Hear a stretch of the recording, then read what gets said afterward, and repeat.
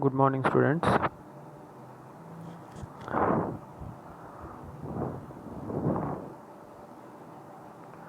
Welcome to GVP DOC, Gayatri Vidya Parishad Department of Chemistry.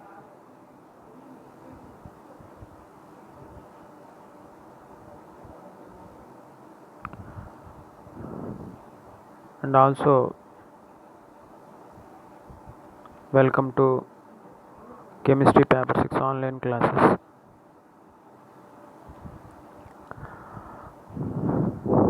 This is my fifth video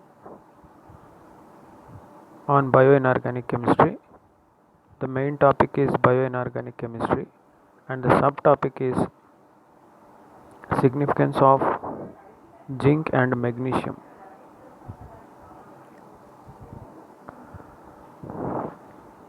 So, first of all,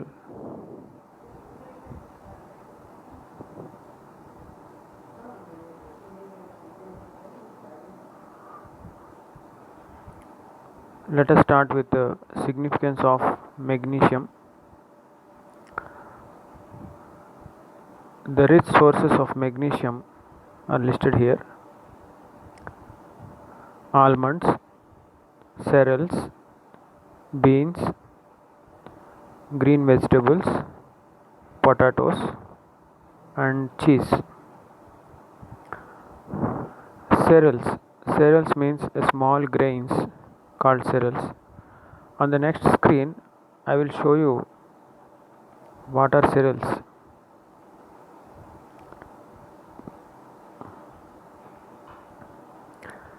See, on the screen you can see small grains means rice, wheat, maize, barley.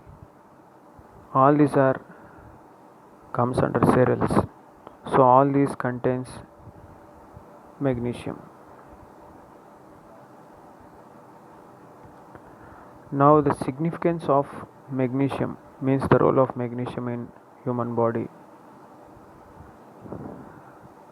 The first significance is magnesium can activate enzymes like DNA polymerase, RNA polymerase, peptidase, allolase. That means in the polymerization of DNA, you know about RNA and DNA, ribonucleic acid and deoxyribonucleic acid.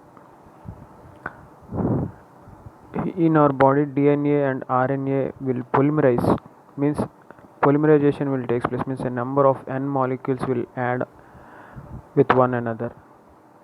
So to add the DNA molecules and RNA molecules, we need an enzyme.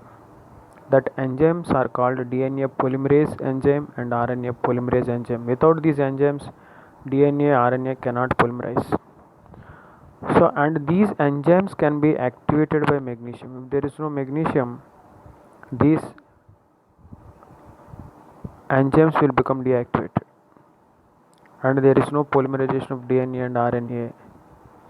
And next two enzymes, peptidase and allolase, are the enzymes which cuts proteins. Means if you take rich protein diet, then the protein parts will be split into small parts by these enzymes and they absorbed through intestine. So without these enzymes, these proteins cannot be digested, and these enzymes are also activated by magnesium.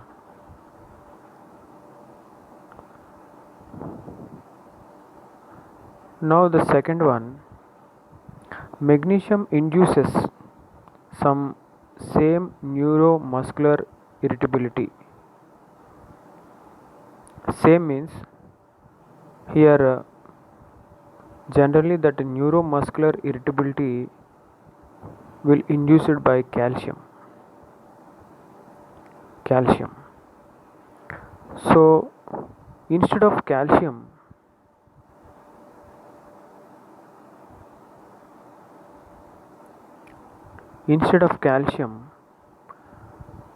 Magnesium can also induce neuromuscular irritability. So, so the word same is written here. The magnesium induces same neuromuscular irritability just like calcium. Magnesium ion is antagonist of calcium ion. Antagonist means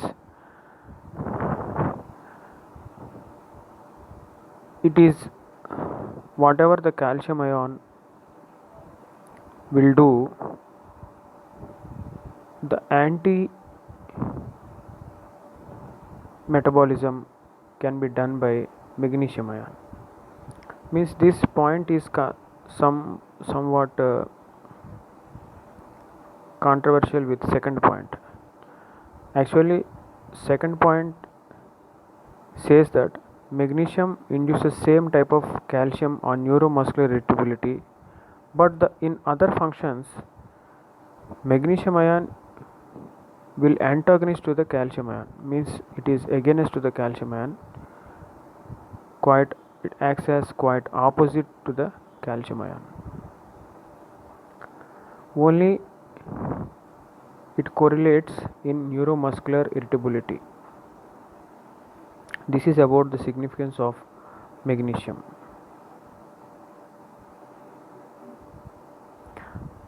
Now the deficiency. If there is a deficiency of magnesium in human body, then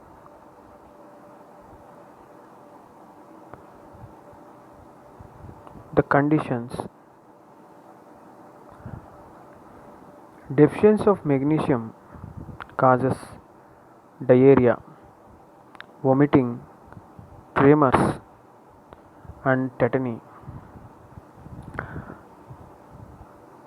Actually, increased dose of magnesium also causes diarrhea, and very low doses of magnesium also causes diarrhea and vomiting sensation. And tremors means shaking of some body parts. If there is some shaking at hands, fingers, head, legs, leg fingers, like that, the shaking, then they are called tremors. And tetany means the bending of bones at legs and hands is called tetany. It's a disease related to bones. Of course, the same type of disease also caused by the deficiency of calcium and magnesium also. So this is about deficiency of magnesium. Now coming to the significance of zinc.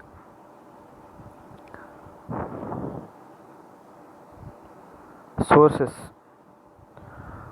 seafoods like oysters,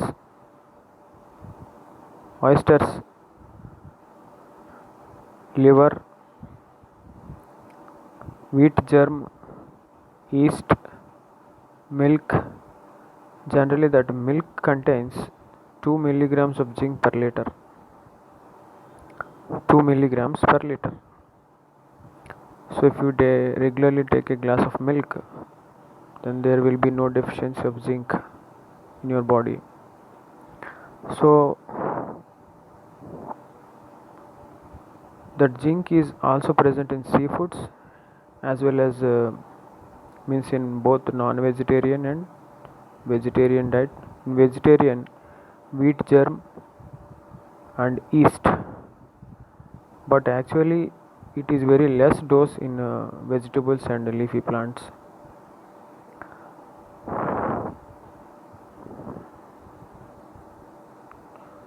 Now the significance of zinc.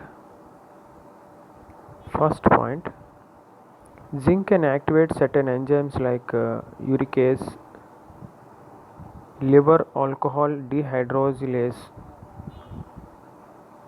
After liver there is no semicolon, entire thing is continued. Liver alcohol dehydrogenase, kidney phosphatase. Just like magnesium, zinc can also activate certain enzymes like uricase, the enzyme which controls urea in our body. and uric acid. And liver alcohol dehydrogenase. Say if you take much alcohol, which will damage the liver and kidneys. So if you take much alcohol, immediately this enzyme, liver alcohol dehydrogenase enzyme, will converts the alcohol into, it decomposes the alcohol into hydrocarbons. Simply means a simple particles, means if you alcohol, if it converts into, means it decomposes the alcohol, means it protects the liver from the damage of alcohol. And similarly, the kidney phosphatase is also an enzyme which controls the activity of kidney. So all these enzymes are activated by zinc.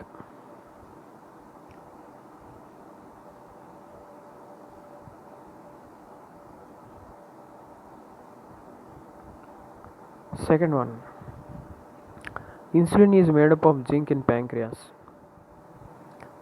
You know about insulin. If there is a deficiency of insulin in our body, causes diabetes, because this insulin controls our sugar levels. This insulin is made up of zinc. Zinc is a main constant particle of insulin. So if zinc concentration decreases in pancreas, insulin production will also decreases. Then the sugar level will increases in body. Now the third one, leukocytes are also made up of zinc ion. This white blood leukocytes means white blood cells. These white blood cells are made up of zinc ions. So these 3 points are the significance of, actually there are a lot of points, but in exam point of view these points are sufficient as a significance.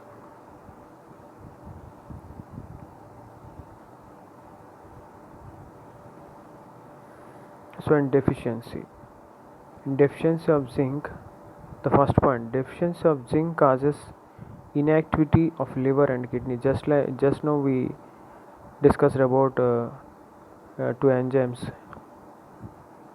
kidney phosphatase and liver alcohol dehydrogenase. So these enzymes are activated by zinc. If there is a deficiency of zinc, these two enzymes will become deactivated. Then there is a problem to liver and kidney. The second point, deficiency of zinc causes decrease in production of insulin. This leads to diabetes. That is the against point for significance of second point. In significance, the second point is about insulin. So the same, if we get a deficient zinc in pancreas, then it leads to a diabetes. It doesn't mean if you take more and more zinc tablets it decreases diabetes. So it doesn't mean that if you take more zinc tablets it can decrease diabetes. Okay, at earlier stage, if there is a decrease in concentration of zinc, may leads to diabetes. But inheritedly, if there is a diabetes, zinc tablets cannot control diabetes. Then the third point, abnormal production of leukocytes causes a disease called leukemia. So if the leukocytes produced abnormally in human body, in video 2 we have explained about RBC. If there is less production of RBC, there is a abnormal growth of leukocytes, and these leukocytes are also controlled by magnesium. If there is a improper growth of RBC and there is deficiency of zinc. If there is a abnormal growth of RBC and deficiency of zinc, leukocytes will increases, and these leukocytes will cause a disease called leukemia. which is a leukemia, means it's a disease generally damages brain. It's one type of cancer. So this is about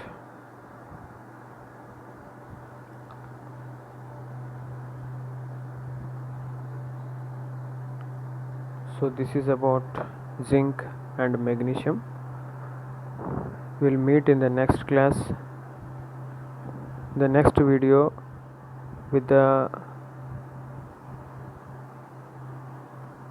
activity of chlorophyll and